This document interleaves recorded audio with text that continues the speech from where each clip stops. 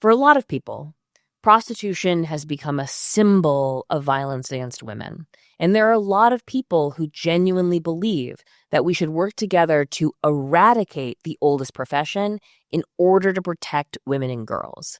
But if people care about gender-based violence, then actually they should be supporting the decriminalization of sex work, which is not only the only policy that reduces violence, but it's also the only policy that reduces trafficking.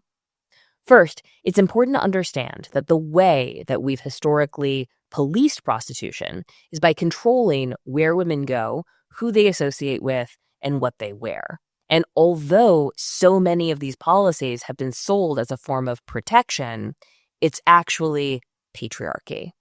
We want to reduce barriers that prevent women from being able to make their own choices and live their own lives.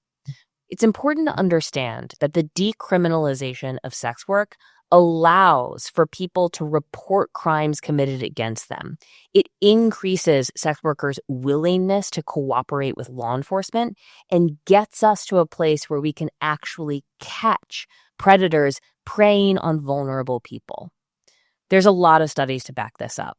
When Craigslist erotic services appeared in different places at different times, we found that the female homicide rate dropped, on average, 17% everywhere that Craigslist erotic services was available. Reducing barriers to allow consensual adults to exchange erotic services for money actually creates a safer environment for everyone, including women and girls. When Rhode Island decriminalized indoor consensual adult prostitution between 2003 and 2009, reported rapes dropped 30%.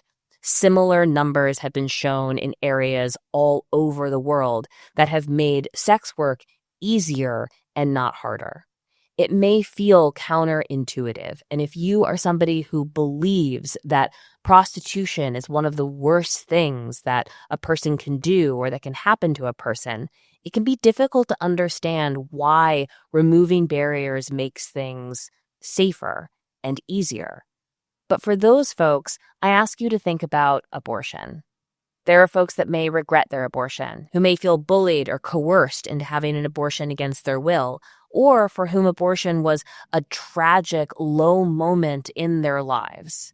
And still, we know that criminalizing access to contraception, including abortion, does not alleviate any of those people's suffering.